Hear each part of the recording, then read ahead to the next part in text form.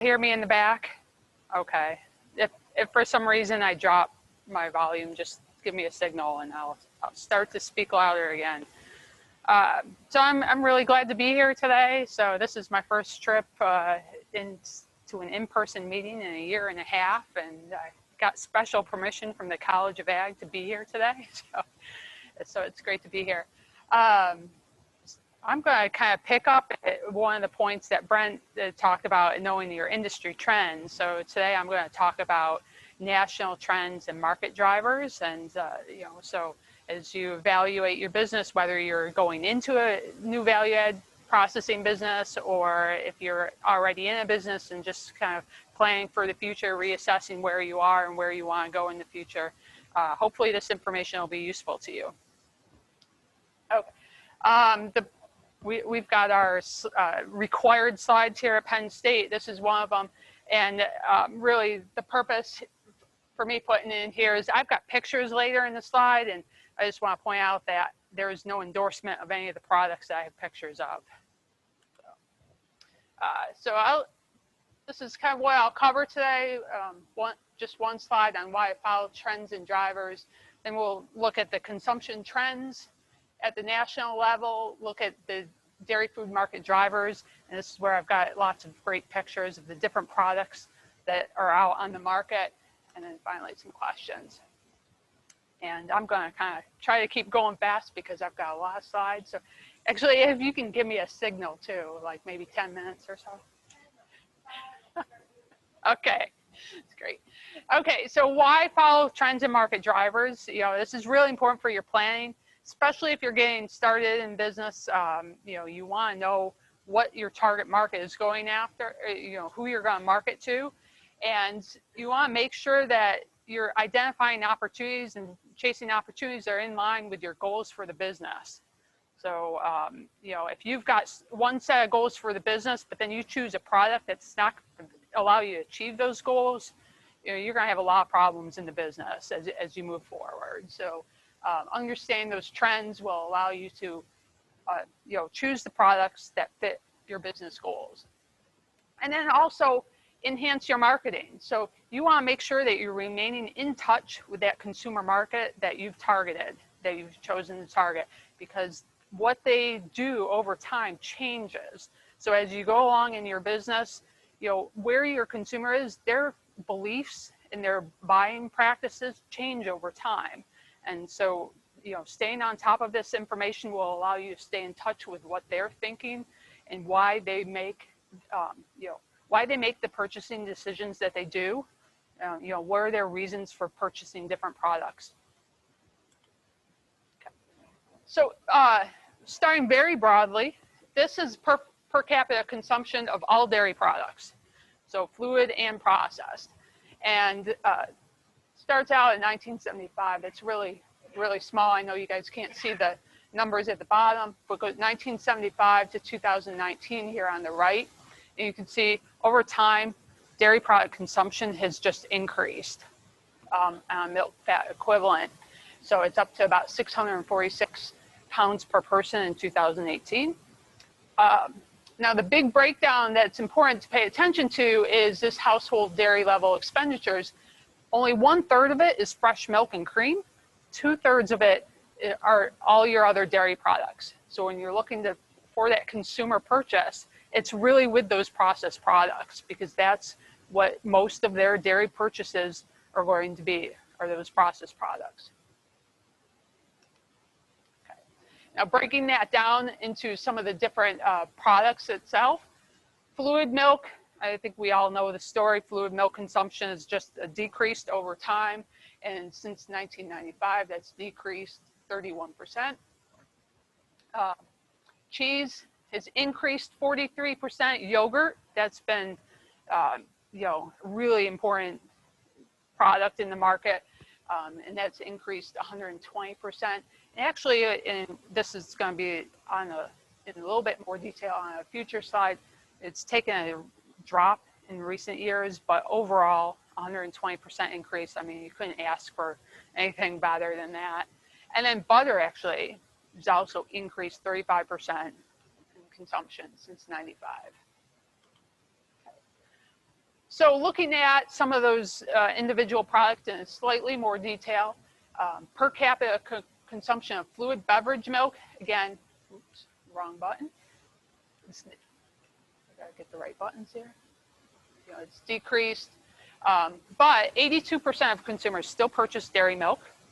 Okay, 14% purchase lactose-free milk. That's where we're seeing a lot of growth in the marketplace. If you go into the grocery store, you see a lot more lactose-free milks available to the consumer than you saw, 5 or 10 years ago. 65% are buying unflavored milk, 32% flavored milk. 85% of those aged 35 to 54 are purchasing fluid milk, but only 76% of those aged 86 or 18 to 24. So as the age drops, the consumer age drops, they're purchasing less fluid milk. Our demographically, our white and Asian non-Hispanics are most likely to purchase fluid milk, and the Hispanic demographic is the least likely to purchase fluid milk. Okay. So, that was fluid milk in general. You can break it down even further. And this slide shows the blue line is whole milk. The orange line is 2% milk. Here, the gray line is 1%. And then the yellow line down here is flavored milk. And I tried to, so I go from 1990 to 2018 because I wanted to show enough of time different, time frame, so you could see how that sales changed over time. But I think the really important part is here all the way to the right. We've seen where whole milk now has surpassed 2% milk in sales. So people are moving back to whole milk. And then this yellow line, it's really hard to see, but over time that's increased as well. So those are the two, when you break the fluid milk down into different categories, those are the two categories that are seeing the increase. So that's where consumers are going to. So conventionally, again, whole milk is, just in this 1 year time frame, whole milk was up over 3%, flavored milk over 10% in sales. And then organic milk is also up. And I think, if you walk into the grocery store, you see the, amount of organic milk products for sale, it kind of backs this up. Organic milk is up over 4%, whole milk organically, 11%, flavored milk, 17.4% increase in a 1 year time frame for organic fluid or flavored milk. So again, a lot of opportunity in those particular fluid market categories. Okay, switching gears, this is per capita consumption of cheese. Just steady increase since 1975 to now. During 2019 to 2020, estimated 15% growth in sales, and that includes some of that COVID time period. The estimate was just due to COVID, 43% increase in consumption of cheese, and that's because a lot more people are eating at home. Okay, we can break down cheese into the different varieties as well, and this a bit of a busy slide, but I like graphs. I'm an economist. Wrong button again. Pretty much all categories of cheese have seen increase in sales, or excuse me, consumption, not sales. Hispanic cheeses have experienced the greatest growth, 275% increase in Hispanic style cheeses over this time period. Some of the other ones with large percent increases is American, other than cheddar, that's over 100% increase in consumption, and then blue cheese, also seeing a lot of growth in consumption. The styles with the least growth in consumption has really been the brick, Swiss, and the cheddar. So, but I mean, if you look at, let's see, cheddar is this blue, or the blue bars with the scale on the left there. I mean, you're still looking at over 10 pounds per person in consumption. So even though it hasn't experienced the growth, the level of consumption is just so much higher to begin with for cheddar. So, okay. cheese types, and this as opposed to cheese varieties.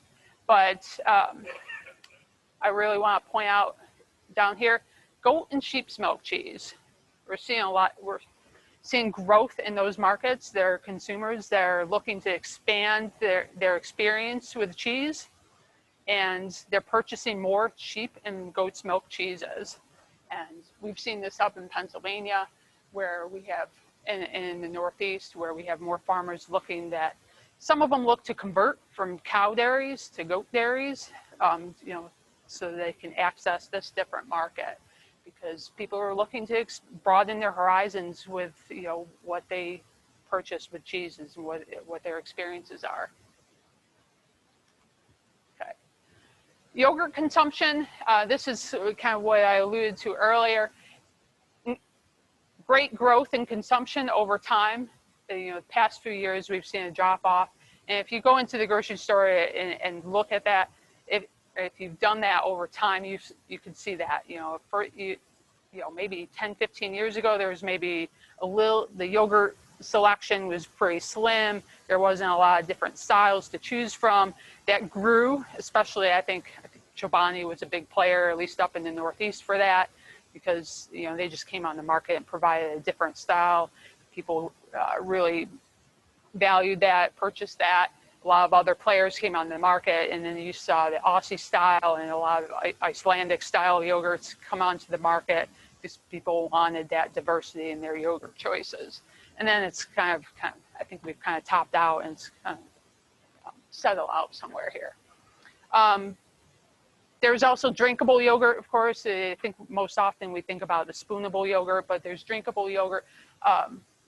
64% of consumers purchase spoonable yogurt versus drinkable. But if you're thinking about drinkable, men are more likely to purchase that product. So they're the higher consumer demographic there. Younger consumers as well will purchase yogurt. So if you're thinking about yogurt, that's age-wise, that seems to be the best target demographic. And then format size, you know, that single serving format of yogurt, usually there's one single serving cups, is the most popular format as opposed to some of the others here I have listed. And it's also the most popular with those of the older generations. Butter, we've seen an increase in use and consumption of butter over time, particularly since I think federal government, you know, has said it's not bad for you anymore, and people have reverted back to kind of you know, where they were. And this doesn't go back before 1975, but if you think about cooking styles prior to that year, so about 80% of consumers for this one survey, you know, use butter. Most of it being stick butter. There are, you know, whipped butter, there's a small market for that. And then flavored butters. I'm seeing a lot of that come back on the market, and that's where with some of the smaller processors, they're finding their niche with the flavored butters. And I have some examples in future slides. Okay. Older consumers are more likely to use stick butter, while flavored butters are you know, of more interest to the younger consumers.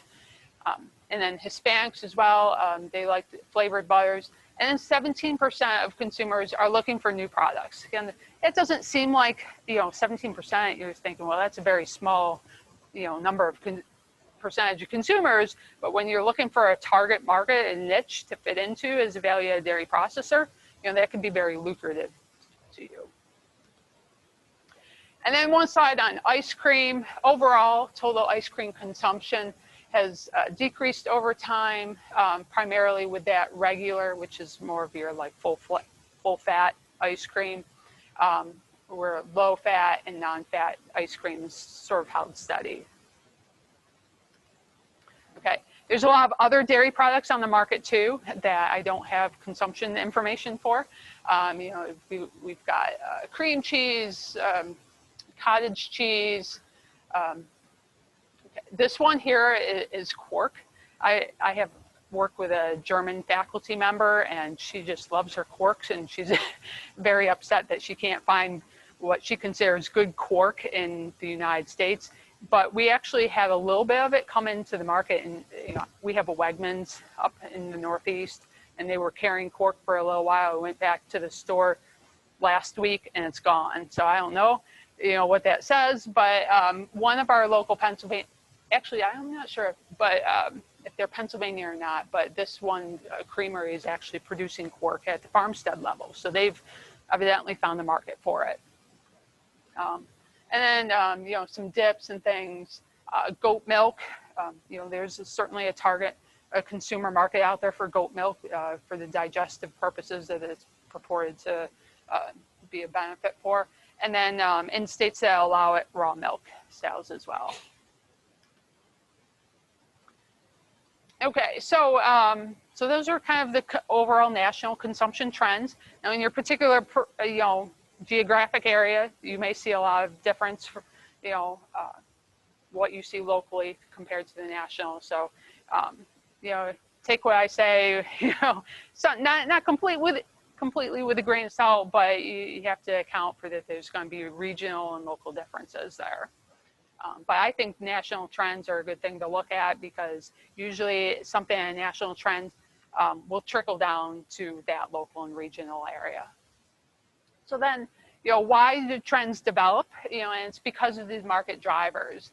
The market drivers are really those underlying reasons why consumers make the purchases they do. So it goes back to those psychographics. Why do consumers think a particular way? Why do they, what are their values? Why do they purchase the things they do? And it's typically because they want a certain type of outcome as a result of making those purchases.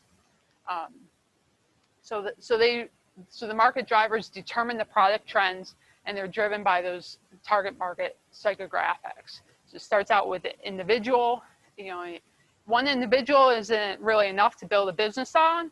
You need to work up to a group, and you should get a like-minded group of folks that all believe and think the same way and want the same product to achieve a certain outcome.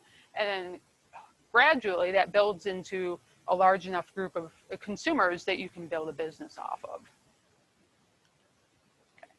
So the market drivers that I'm going to discuss today are these 5: well-being, lifestyle, experience, ethics and values, and then a little bit about COVID, because everybody's interested in kind of what has COVID meant for the market. So,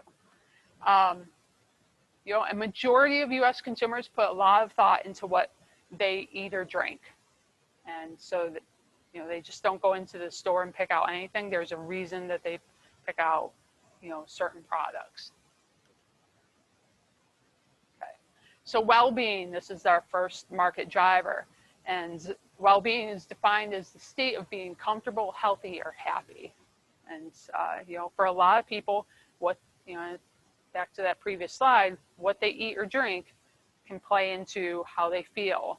We hear a lot of talk in mainstream media about how what you eat will impact how you feel, whether it's physically, emotionally. So in relation to food, we can think about this as nutrition, and some of the examples of the nutritional aspects that consumers may be looking for, or functional benefits as mental, physical, or emotional outcomes from consuming certain products. So, and in a study just last year, 71% of respondents agreed that it was very important to choose food or drink that positively boosts nutrition or benefits how their body functions. So people are really looking to have a positive outcome from the foods that they consume. Okay. So looking at nutrition, the biggest driver in nutrition, I think, currently is this, and it's sugar consumption. 87% of consumers are indicating that they're limiting their consumption of sugar, and we're seeing a lot of this play out in products that are on the market. Functionally, functional benefits are those things based on a product's attribute that provides customer with a functional utility. So kind of some of our examples here, maybe it promotes bone, brain, skin, eye health as a result of consuming the product. Boosts digestive health. You know, I think this is, we see the A2 milk, the lactose-free milk, and that, or promotes a workout recovery. So those are some of those examples of functional benefits that consumers are looking for. Okay. So I've broken the rest of these slides out, kind of looking at some of these different market drivers at the product level here. So for fluid milk, you know, older individuals are more likely, milk is a good source of protein. So that's more so than younger consumers. Consumers don't look at fluid milk and think about protein. So, you know, think about how you might market your products knowing this sort of information. You know, consumers, you know, maybe not as high as we'd like. They, you know, these are the percentages of consumers that view fluid milk as high in vitamins and minerals. Only 46% are looking at unflavored milk as high in vitamins and minerals. 32% of consumers are looking at flavored milk that way. You know, view as being a source of protein. 41% unflavored. 31% of consumers are looking at flavored milk as a source of protein. And a recent Penn State research, it found that, you know, adding vanilla to sweetened milk, if you're thinking about, you know, making flavored milks, if you add vanilla to sweetened milk, it allows that added sugar to be reduced. And so when consumers are looking at that ingredient list on the back of the bottle, and they're looking to see what added, you know, what the added sugar is, you know, they want to decrease their sugar consumption. How can they do, you know, as a processor, you know, using vanilla as an ingredient to help offset that added other sugar ingredient may be one way. This is what food scientists are finding. Okay. When it comes to functional benefits, you know, women are more interested in most functional benefits than men, except for eye health and workout recovery. So if you want to target male consumers, those are, you know, two of the things that you can play up is eye health and workout recovery. All the other functional benefits appeal more to female consumers. And then younger consumers as well are more interested in functional benefits, specifically eye and skin health and workout recovery. And the workout recovery sort of makes sense. You know, younger consumers are typically more physically active, may be involved in sports. Okay. Looking at some of the nutrition aspects for yogurt, and this is a really, I'm realizing this is a really small slide for you guys to see on the screen here, but you know, the dark bar is yogurt, the lighter purple bar is yogurt drinks, and these are some of the attributes that the survey question was, which of the following are important to you when purchasing yogurt or yogurt drinks? And you know, number one was low sugar. Okay, and ties back to that, you know, 87% or whatever that 80-something percent was. They're looking to decrease their sugar consumption. High protein, again, also very important to consumers. Probiotics, particularly for yogurt drinks. Consumers are looking for probiotics. That allows them to get some of those functional and nutritional benefits. And then calcium as well. So most, between men and women, most of these attributes were more important to women than men.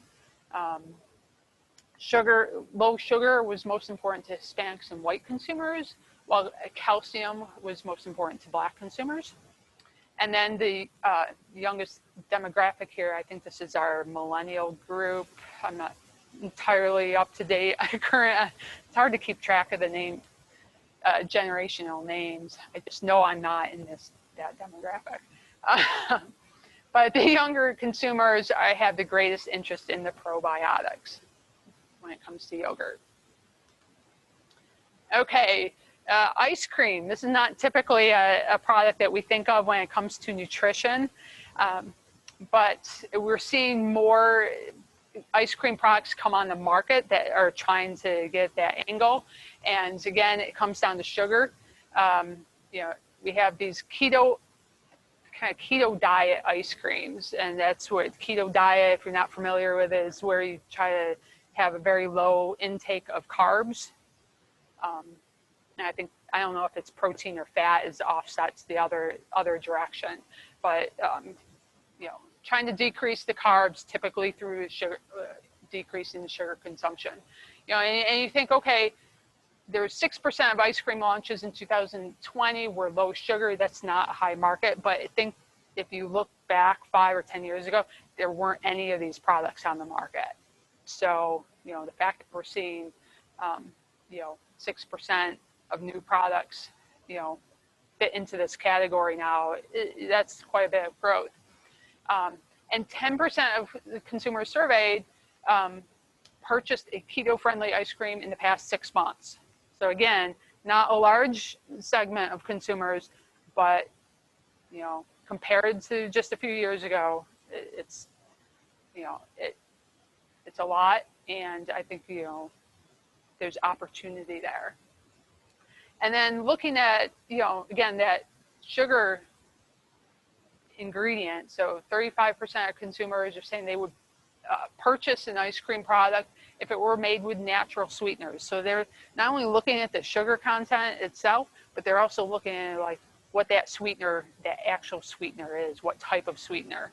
So if you can use honey or maple, and we're seeing these being incorporated into products, you know, more and more to, you know, so as opposed to using other types of sweeteners, beet sugar or whatever, you know, using some, you know, honey or maple instead to bring that sweet flavor to the product. Cheese, it's actually not, I went around and looked at, you know, what I had available to me. Cheese doesn't seem to market itself very well on the nutritional, you know, aspects of it, or even the functional benefits of cheese. However, you know, there's a lot, you know, majority of consumers agree that cheese is part of a healthy diet, and that it's a, you know, a healthier product to snack on than other, you know, snacks that are available to them. So I think there's opportunity there, as, you know, from a marketing perspective to, you know, bring that out to the consumer about what the nutritional benefits are for cheese. This was kind of the one product, I found this picture online, where specifically on the front of the label, they're talking about is lactose-free and probiotic. So some of the things that consumers are looking for, and they're specifically using their labeling, you know, to market it.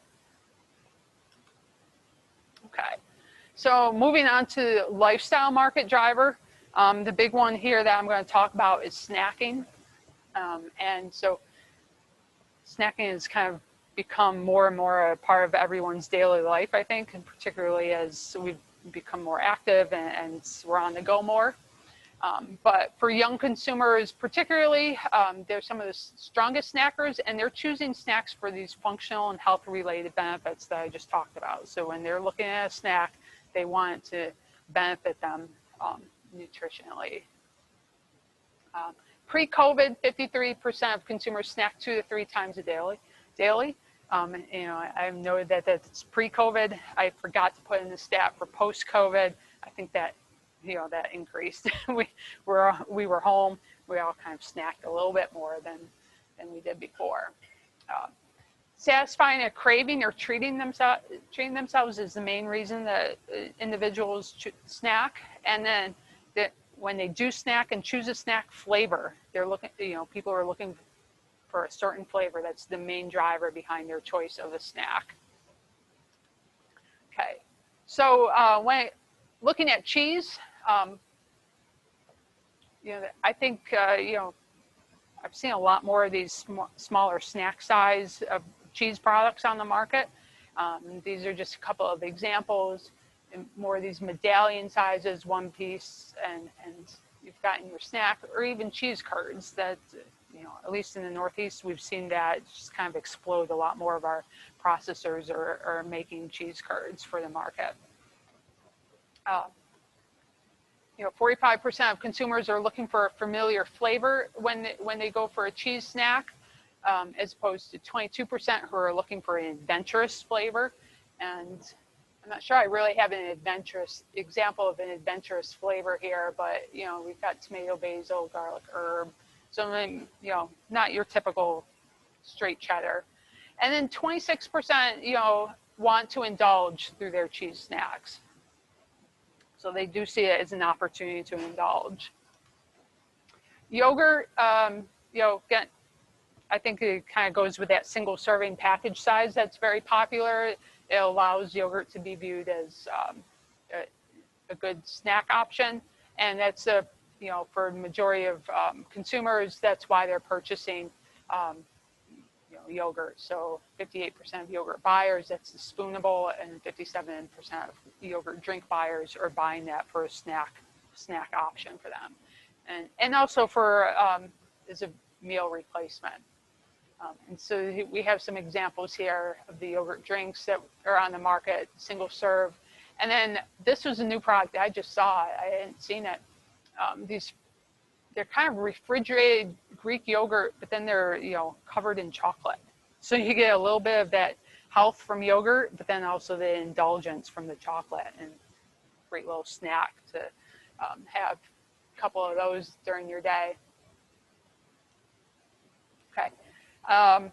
So examples for ice cream, you know, I think there's more and more kind of these smaller serving size ice cream products on the market. You don't go in and buy the gallon so much, or even, I don't know, you know, remember the great big, you know, I don't know if those are 5 gallon or 2 or 3 gallon containers. You see more of these smaller serving sizes, you know, Ben & Jerry's. So this is a pint, just for comparison, and then they have the little one now. So if you can't stop yourself from finishing that whole pint, you go and buy the little product. So it's about yay big. And so you don't feel so bad when you finish that container. So perfect for snacking.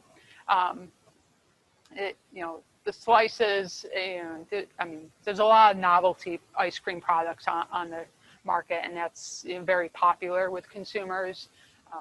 But just having, you know, something that they can pick up and eat that's, you know, kind of a snack size. Again, this is just another example. It says premium ice cream wrapped in sweet rice dough, but it's, you know, they're small. They're kind of that perfect snack size, 1 or 2 of those, and you've kind of fulfilled your craving for a snack while getting the indulgence of ice cream. And then ice cream sandwiches seem to be, at least in my area, are kind of returning. We've seen a lot of new ice cream sandwich products on the market. This was a new one when I went into the store. You know, our regional processor here also came out with an ice cream sandwich, and I see a lot of our local value-added processors also making ice cream sandwiches now. And Penn State, we've got an ice cream sandwich in our creamery now too. Okay, so that's snacking. Kind of moving through these. Experience, kind of 3 areas this can be broken apart into. One is, and I'm going to butcher the pronunciation of this, so I'm just going to say the origin or source of the product. And a recent survey out of the New England Dairy Business Innovation Center just showed that that the state a product was produced in was the most desired information by consumers on for sheep and dairy goat products. And I think this could be expanded into cow milk products as well. When the consumers are asked for the type of information, origin information, state was that what they wanted to see the most as compared to town or the specific farm or some other options that they were given. Flavor. So again, flavor is a huge driver in food purchases, but also flavor allows consumers to have experiences outside of where they live. So particularly younger consumers who may have traveled more, they look at food and flavor that they were able to experience during those travels. If they can get that in their home area, they really like that. And so you can look at flavor as a way to tap into that desire for adventure. And some of the trending flavors that you know, they're showing in dairy ingredients now are herb and vegetable flavors, saffron, caramelized onion, and rosemary, and then sweeter flavors, maple, acai, I don't know how to pronounce that, acai, and lavender. And you know, I've seen this with some of the products, and you know, in the pictures, you know, more, you know, lavender, maple has been big in cheese. A few years ago, it was like buffalo flavor. Now I'm seeing more maple flavored cheeses on the market. So, and those are types of things that change over time. And then finally, people want to, you know, want to experience indulgence, or they want to indulge themselves. So they, you know, that feel good feeling that they get, or comforting feeling, or a treat. And that's most often associated with ice cream. So, so when we're looking at origin or source of product, fluid milk specifically, over half of consumers agree, or some agree that it's worth paying more for milk sourced locally. Again, part of that buy local movement. And it's actually more popular with men. So, you know, men are more likely to pay more if you know, for a locally produced or locally sourced fluid milk product. Parents, again, will pay more. And then our Asian non-Hispanic has the greatest support for local fluid milk. Cheese. So 74% of consumers agree that they enjoy trying new cheeses, and that product origin plays a role in a new cheese trial. So when they're looking to try or purchase a new cheese, they're looking at where the origin of that product is from. And so we see a lot, and these are just kind of zoomed in, of many different cheeses that were in my local grocery store, and where I can see what state theirs purchased or they were produced in. So, and now I have a picture of Kentucky Proud, so I didn't have time to add that to the presentation, but it'll get in there. So you know, most states have their, you know, their state branding program, and it's important to consumers. Okay, when it comes to flavor, fluid milk, you know, flavored milk is associated with being tasty. I think most people would agree we like flavored milk, and also kid friendly. It's a great way to get particularly younger children to increase their intake of fluid milk. And there are a lot of interesting flavors on the market. You know, we've got chocolate, strawberry.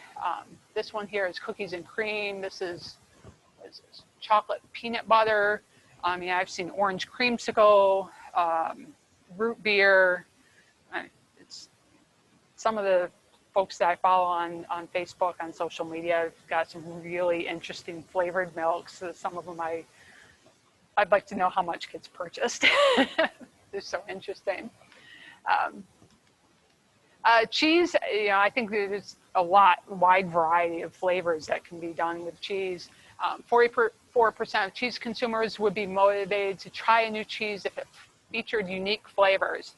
And you know, we do a cheese short course up at Penn State, and I come in and talk about marketing. So every year I'm out like in the grocery stores looking for new cheese products that are interesting, and flavors is some of those products that I pick out for the exercise that I do. But you know, here we have an apple cinnamon cheddar. You've got the different flavors of cheese curds, some goat cheese. Oh, you can't read those. There's one that's supposed to taste like an everything bagel.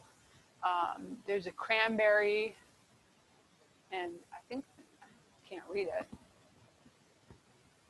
I think cranberry and orange, I'm not sure. But then wild blueberry and I can't read them. But there's a lot of different flavors there. And then pumpkin spice. Anybody interested in pumpkin spice? Yeah.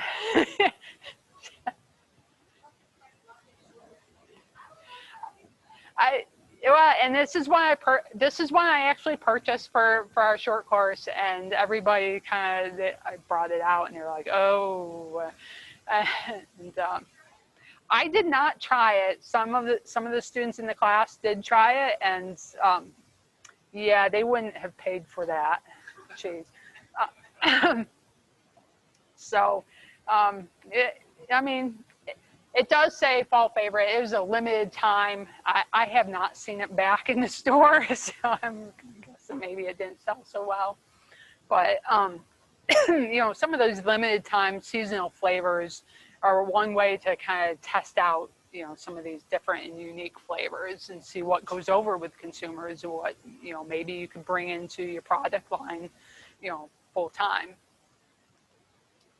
Okay, yogurt, you know, kind of, there's a lot of splitting between kind of health-focused flavors and then indulgent flavors. I didn't get a good picture of an indulgent flavored, but you know, I'm thinking things like, you know, I know there's a key lime pie type flavored yogurt, you know, lemon meringue, strawberry cheesecake, things like that, I think would fall into those indulgent flavors, as opposed to health focused, which tends to be more of your fruit flavors, strawberry, blueberry.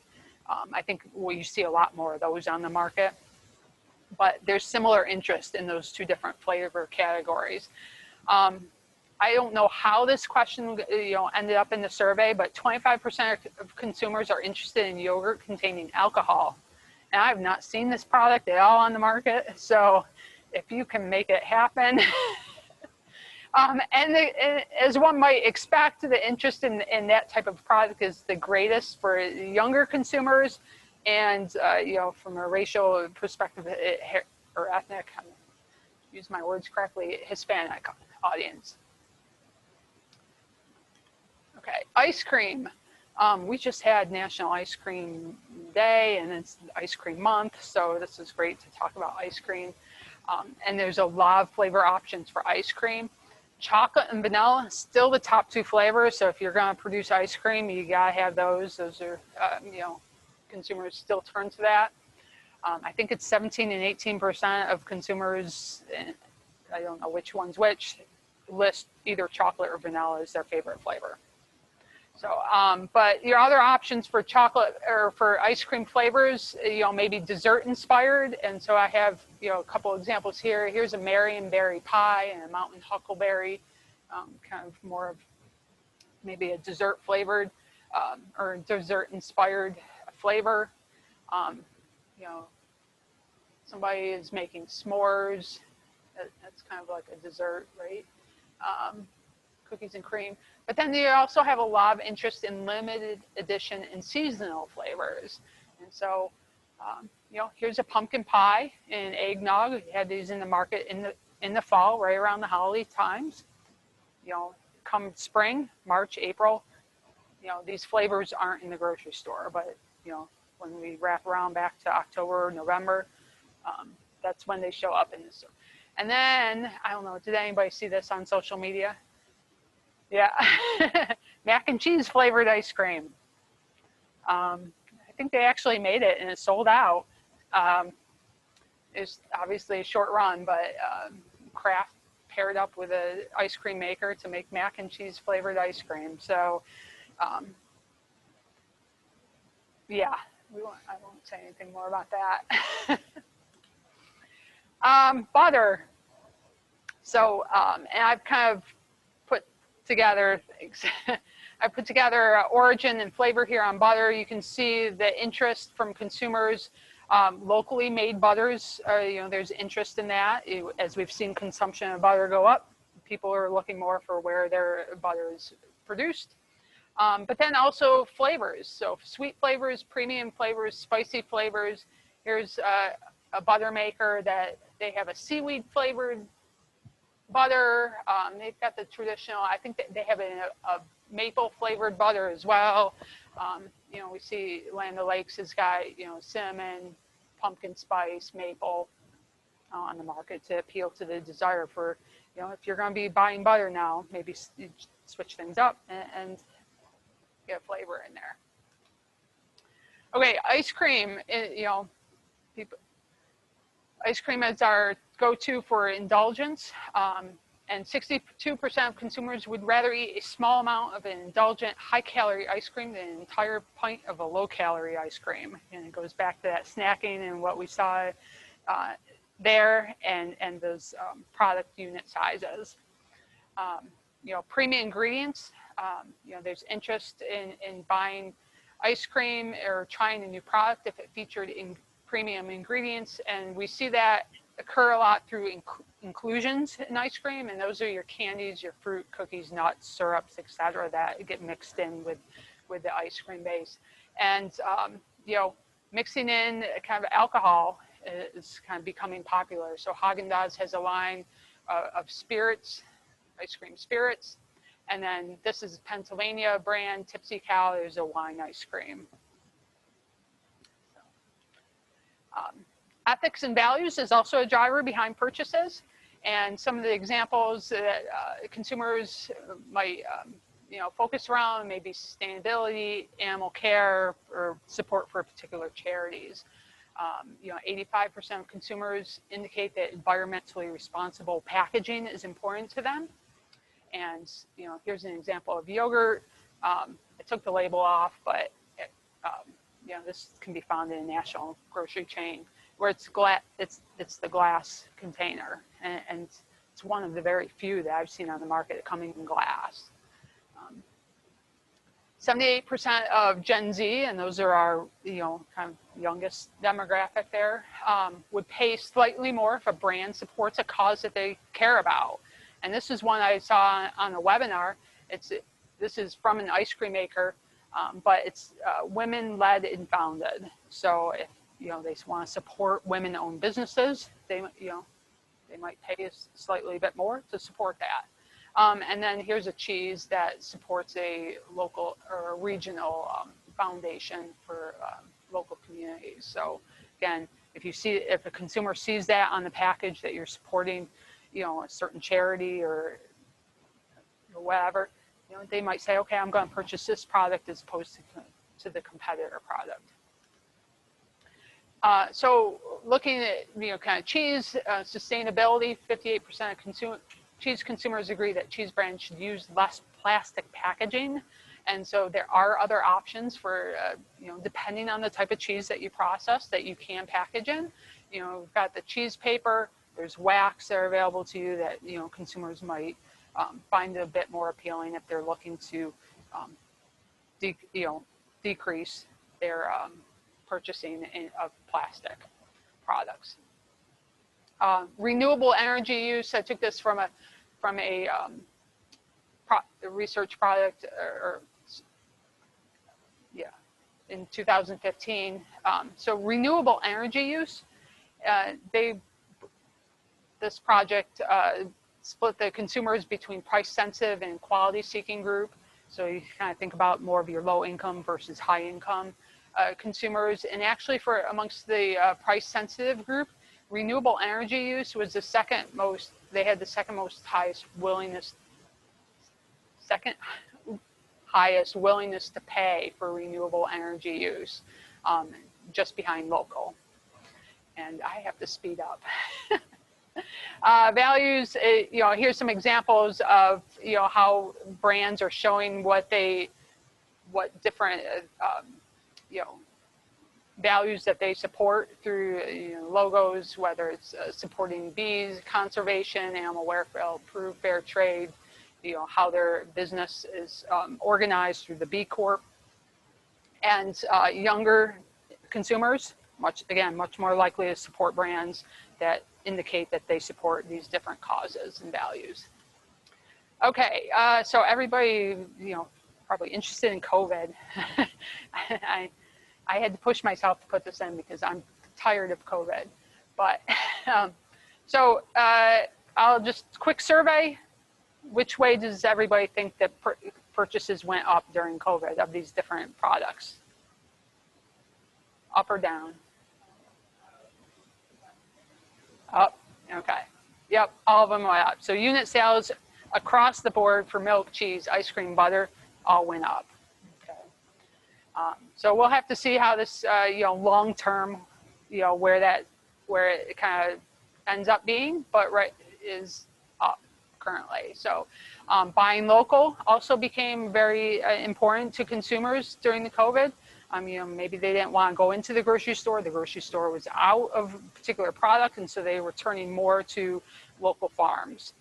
Online ordering became more important, and you know, had more individuals purchasing online. So we saw a 200% increase for butter and milk online purchases between March and August of last year.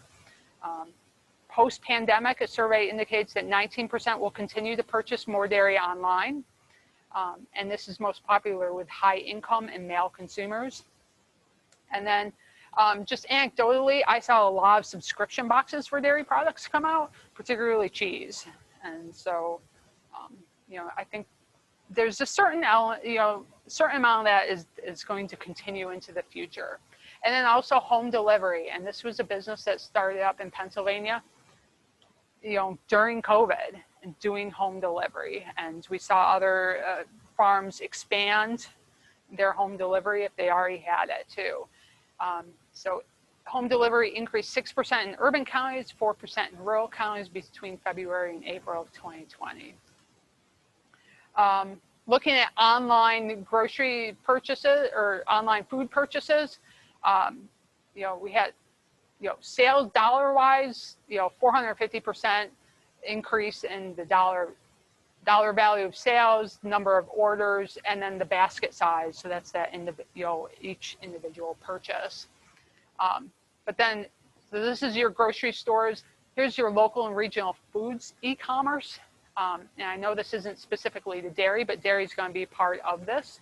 Again, 360%, 189% increase in number of orders.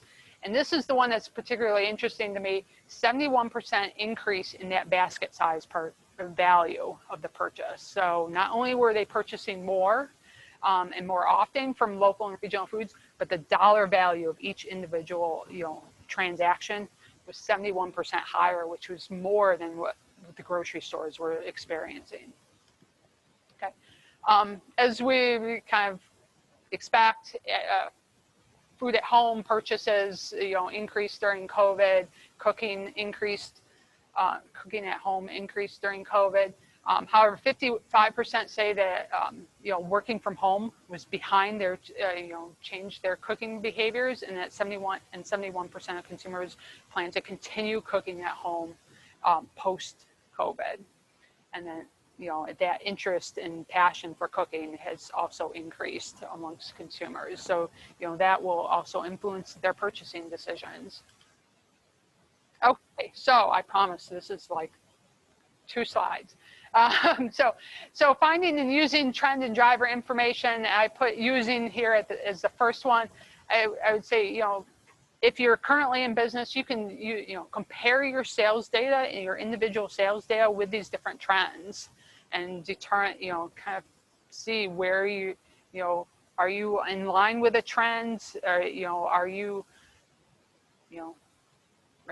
kind of breaking away from a trend, or, you know, are your sales dropping, and maybe it's because you're not in line with a trend.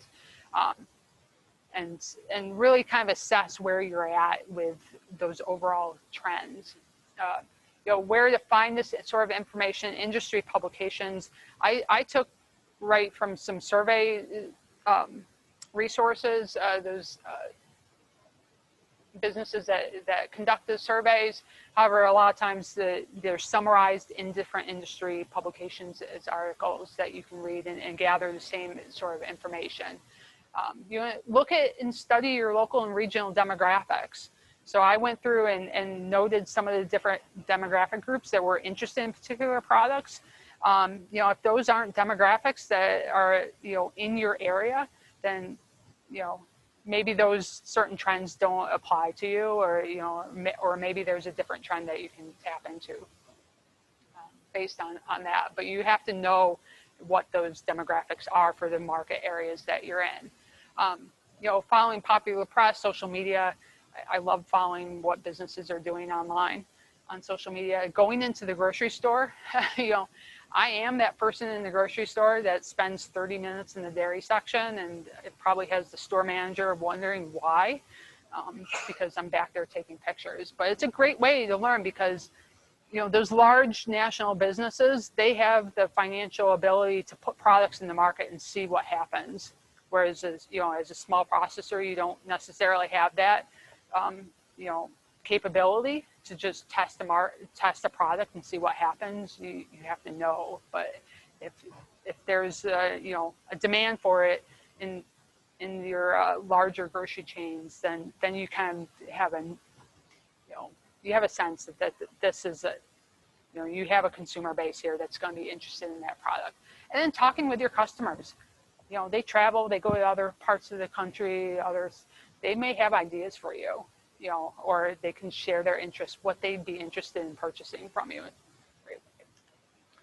So final thoughts, there's lots of opportunity, I think, but you have to understand your target market, their circumstances and their motivations for purchasing different products. And then you have to understand what's driving those trends to ensure that you make the best decisions for your business. Okay. My email, and you can follow me on Twitter too. So, yeah. Thank you. And I think I just came in on your.